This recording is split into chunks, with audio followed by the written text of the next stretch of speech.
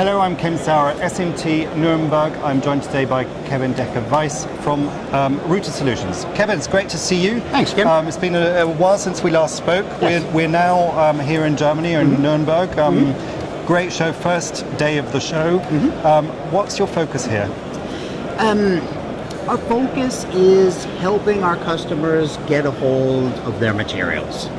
So by get a hold of the materials, I mean starting with helping purchasers find the right parts at the right price, with the right delivery conditions, all the way through to managing the shop floor, managing the delivery of parts from the warehouse onto the machines, the delivery of parts from the machines back into the warehouse, taking inventory, making sure that parts are stored where they need to be stored and are there when they need them. So it's all about efficiency of the whole manufacturing process. Absolutely. Yeah. Our customers are primarily EMS sector customers, and of course efficiency is the absolute name of the game there. Yeah, and it's becoming more and more important. And here in Germany, the big thing in the press that you'll see all over is the keyword Industry 4.0. Yes. It's called different things in different countries. What's your take on that? What's your contribution as a company towards that? It's funny because somebody estimated that a person could spend every day of the year attending some symposium on Industry 4.0 and still wouldn't have visited them all. So you're right. Industry 4.0 is everywhere. But in the end, I mean, Industry 4.0 is primarily about traceability. It's about tracking where things came from, tracking where things are going, and repeatability. So it's really about making manufacturing smarter to make products smarter. Yeah. And that's what we've been pushing even before anybody came up with Industry 4.0. Yeah. We were just calling it being competitive. And and that's what we're seeing is customers need the repeatability. They need to be more efficient.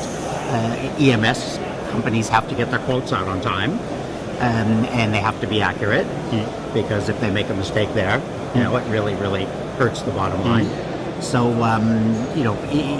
in the end, we're doing the same things that we were doing last year and the year before. We're just trying to make it better. Yeah. Just like our customers. And are you finding that different sized EMS companies or EMS companies in different geographies have similar challenges or completely different challenges? What's your take there? Well, interestingly enough, the German market is really perfect for the kind of products that we're offering. They tend to be smaller EMS companies. They tend to, the classic German Mittelstand. And those are the companies which need to react quicker. A Flextronics or something, they buy their products, they buy their parts on a looking at a year or more down the line. Yeah. The kind of companies that we're dealing with, they really have to respond today to a request that just came in. They need to think about what products are going to be on the shelf on Wednesday. And our kind of the products that we're offering with the high level flexibility, also the ease of use that they don't have weeks and weeks or months to learn, really work perfectly in this market. And you did mention the Mittelstand, which is quite a big segment that often doesn't actually get talked about that much. But it's there. It's here in Germany. It's in America that in the States you have a lot of little EMS companies doing local production. And going back to Germany, foundation of electronics manufacturing is often these little one-man family bands. Yeah, absolutely. So from your company perspective, you clearly have to approach them differently than you would a Flextronics or a Sanmina. Yes. And those big guys that everybody talks about. But how, what are the benefits that you can provide that Mittelstand? Well, part of it is just being there. Yeah. No, it's being there. It's being in the local market. It's having people who speak the local languages.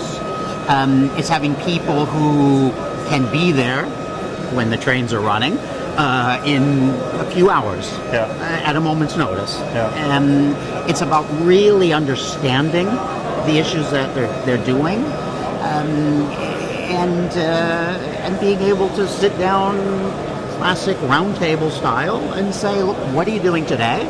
It's not all wrong. You've been in business for dozens and dozens of years. As you say, most of these are family type companies, so they've been here for generations. But how can we work on it, and how can we improve it? And what can we do to make it better? Yes, you have a very close connection with your customers, but in a sense, that's why you owe it to your customers also to have the most important part of the whole manufacturing process, which is in the end the materials going into it. But to have a good grasp of that. Yeah. Okay. Final question.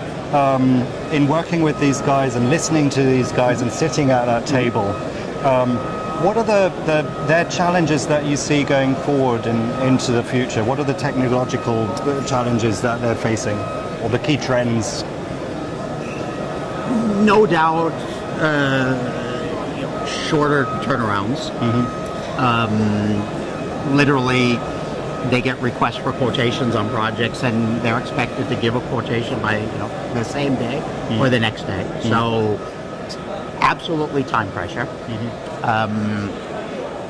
Cost to some degree, although they usually are able to differentiate themselves with the quality factor. So it's not all about squeezing out the last euro cent. But I definitely would say it's the time pressure.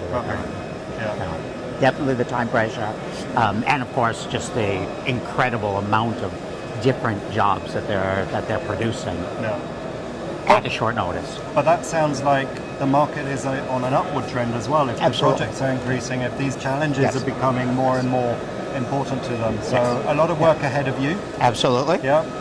So will we see you at Productronica this year? Definitely. Excellent. Kevin, I look forward to that. Thank you. See you there. Thanks, Kevin. Thank you. Bye.